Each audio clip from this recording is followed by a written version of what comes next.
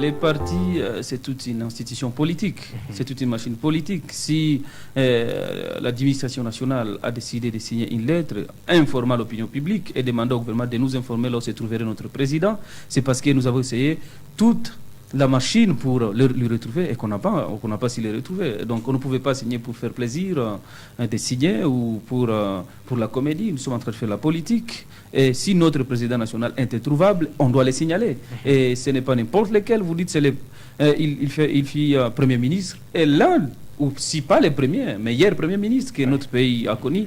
Et donc c'est une grande personnalité. C'est une personne qui ne peut disparaître aussi comme ça facilement. Et pour ceux qui ne le savent pas, il faut rappeler qu'il a été aussi élu député national. Alors, je ne sais pas, Bruno, selon vous, c'est le gouvernement de Kinshasa qui est à la base de la disparition du président, c'est la justice. Qu'est-ce qu'on peut savoir? Mais qui d'autre, M. Jonas? Qui d'autre? Parce qu'il était surveillé par les services de M. Tshisekedi, qui est président de la République. Il faut encore vous rappeler, notre inquiétude se trouve sur la manière dont il a disparu. Souvenez-vous de Chéribé Okende. Souvenez-vous de comment il a été invité, c'était à la Cour constitutionnelle ou à la justice, devant la justice, je ne me souviens plus. Mystérieusement, il a disparu et après, on nous a amené une histoire qu'il s'était suicidé dans sa voiture avec une arme.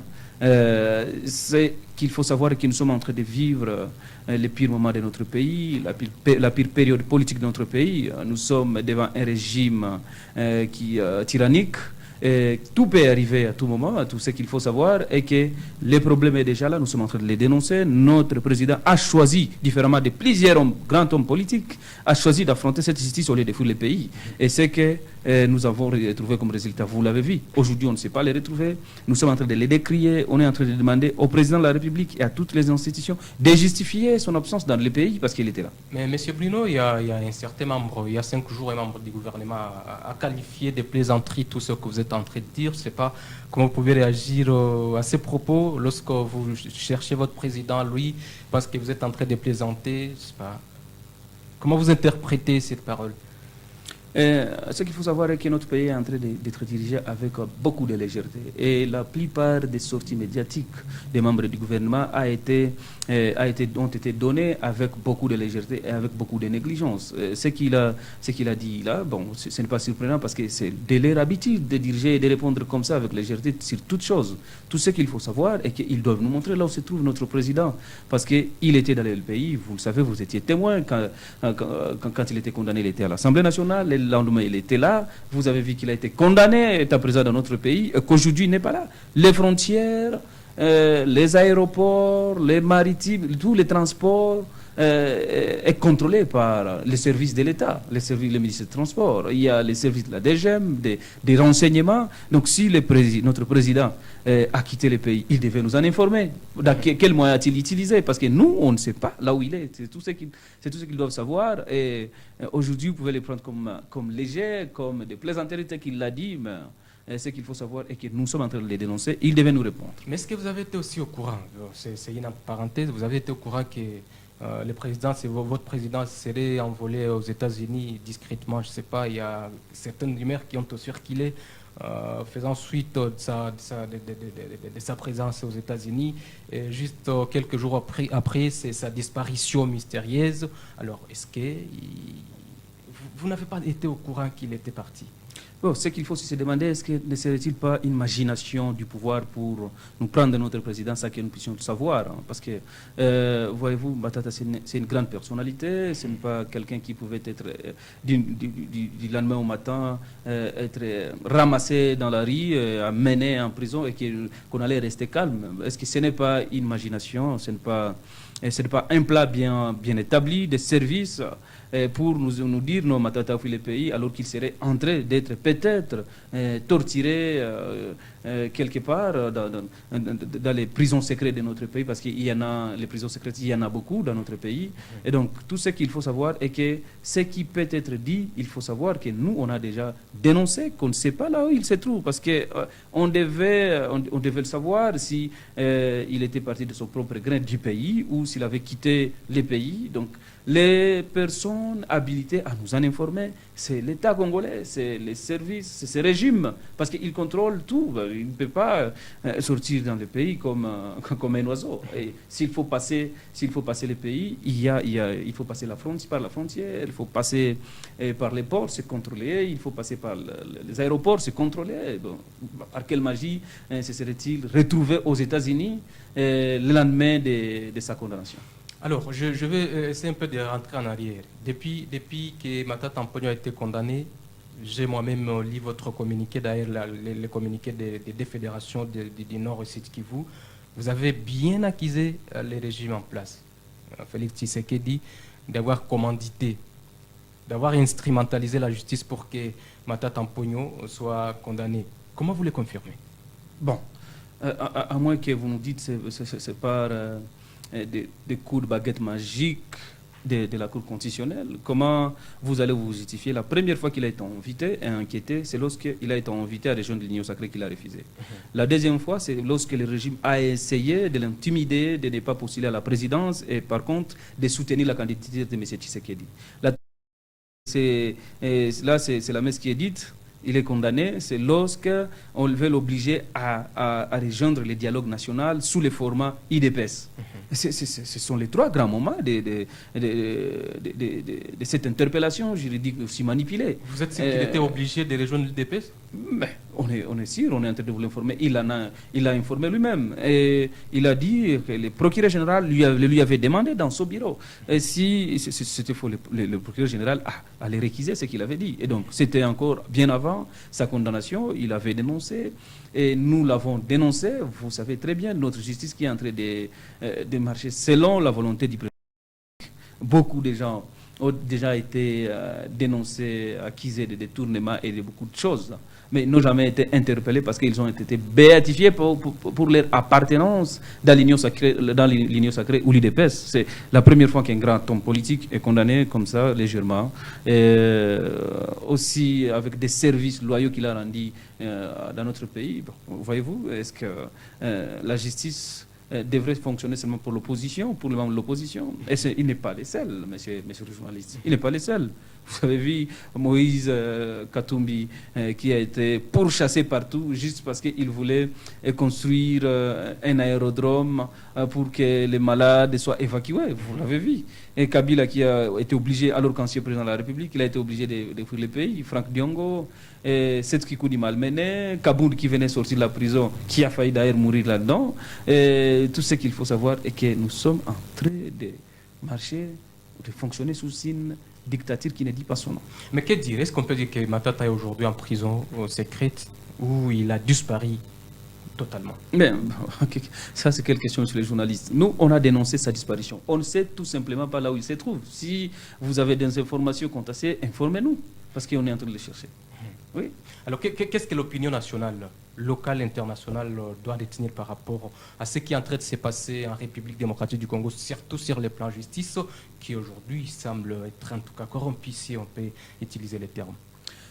Il y a un peu plus d'une année ou 2 ans, M. Tshisekedi avait traité notre justice de malade, mais nous pensons que là où nous sommes aujourd'hui, elle est déjà morte et enterrée peut-être.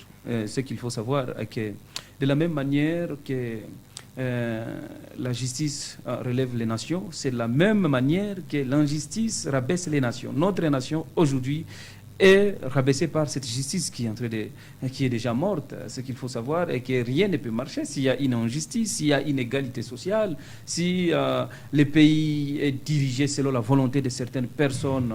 Cela ne peut fonctionner et donc tous les secteurs sont affectés, voyez-vous, tous les secteurs social, les secteurs politiques, les secteurs sécuritaires, les secteurs économiques, partout c'est affecté et aujourd'hui nous sommes en train de fonctionner dans une période non-État. Et voilà, c'est ça la conséquence d'avoir comme Tshisekedi et tout son régime dirigé aujourd'hui, c'est une malédiction ou c'est une mauvaise chance. Ce qu'il faut savoir est que nous sommes en train de le vivre aujourd'hui. Tout Congolais est victime de la manière de fonctionner, de diriger de ces régimes. Aujourd'hui, personne ne peut dire que je n'en suis pas victime. Voilà, tous les partis sont inquiets. D'abord ici, votre fédération que vous dirigez, elle est aussi inquiète par rapport à cette disparition du président national, je ne sais pas. Qu'est-ce que vous pouvez leur dire d'abord en ces moments? Tout ce que nous pouvons dire, je ne sais pas comment est-ce qu'on va adresser la parole aux gens qui ont décidé d'être sourds-muets.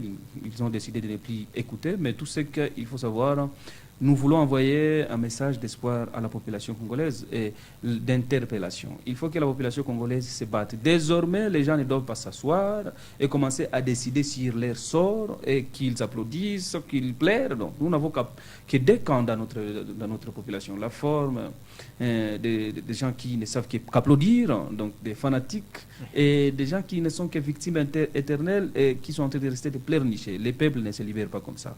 Mata Tampogno n'est pas un citoyen lambda, ils peuvent penser, crucifier, enterrer sans qu'il n'y ait pas d'alerte, recevoir, et que nous pouvons garder espoir du fait que nous pensons que s'ils ne l'ont pas encore fait du mal, il va se relever avec de plus grandes forces. Nous allons nous servir de l'énergie que s'était servi le peuple sud-africain lorsque Mandela a été malmené, et il s'est relevé pour élever toute la nation sud-africaine. Et donc, c'est aujourd'hui la même chose que nous sommes en train de vivre. Et nous pensons que si un jour il se relèvera avec force. Voilà, dans votre communiqué, vous avez promis mener des actions de grande envergure. Je ne sais pas, c'est un secret ou comment? Bon, ce n'est pas un secret, mais les partis doivent tracer des stratégies à suivre avant qu'elles ne soient mises en œuvre. On ne peut pas commencer à les divulguer parce qu'on donnera la forme de riposte à notre ennemi qui a cessé d'être adversaire. C'est visible, le régime de M. Tshisekedi. L'opposition aujourd'hui, c'est la grande cible du régime? C'est visible. Quel est l'opposant qui reste à Kinshasa? Le seul opposant qui restait à Kinshasa a décidé de suivre M. Tshisekedi. Il devait survivre, comme vous le citez. Mais tous les opposants, les vrais opposants, est-ce que vous le voyez encore à Kinshasa? L'opposant qui restait là, c'était Mapon. Et ils ont décidé de le faire du mal.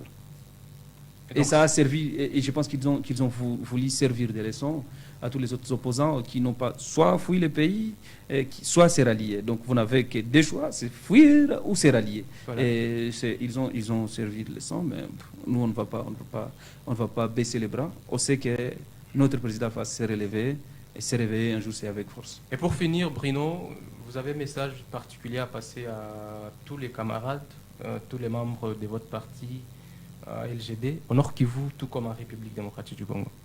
À tous les membres du LGD, c'est de se mettre en position de bataille, parce que la guerre, bien sûr, elle a commencé depuis très longtemps, mais elle est devenue rude. Il faut se ranger derrière le pays. Aujourd'hui, le pays a besoin de tous les Congolais, parce qu'il y a des gens qui pensent que ne pas soutenir la présence de M. Tshisekedi qui est en train de ruiner notre pays, c'est trahir le pays. Non, le pays ne se résume pas à M. Tshisekedi, mais encore à aucune de personnes.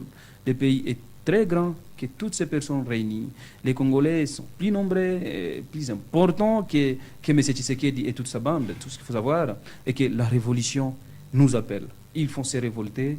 Il faut dire à nos dirigeants, à ces politiques qui sont en train de politiquer dans des chambres fermées pour nous imposer. Non, c'est désormais, vous n'allez pas nous imposer. Nous voulons que notre pays se relève plus que jamais, et c'est aujourd'hui. C'est révolté contre Tshisekedi ou son régime ou comment? Tout à fait, parce que c'est lui qui est en train de ruiner le pays. On ne peut pas se révolter contre notre pays, on va se révolter contre le système Tshisekedi et lui-même. Bruno Mutowere, je rappelle que vous êtes au numéro 1 du parti politique LGD, chez la Mata Tampogno, ici au Nord Kivu. Nous vous disons merci et surtout d'avoir accepté notre invitation. Merci beaucoup, tout le plaisir à nous, messieurs les journalistes. Et voilà donc, mesdames et messieurs, ce qui vient mettre un terme à cette rubrique invité du jour. Nous avons eu l'honneur de recevoir dans ces studios, sur ces plateaux de Yubi Media, monsieur Bruno Mutowere, qui est numéro 1 du LGD au niveau de la province du Nord Kivu. Ça n'est donc fini, mais sachez bien que l'actualité en continue sur toutes les plateformes de Yubi Media, et surtout n'hésitez pas à vous abonner pour ainsi en recevoir plus. Au revoir.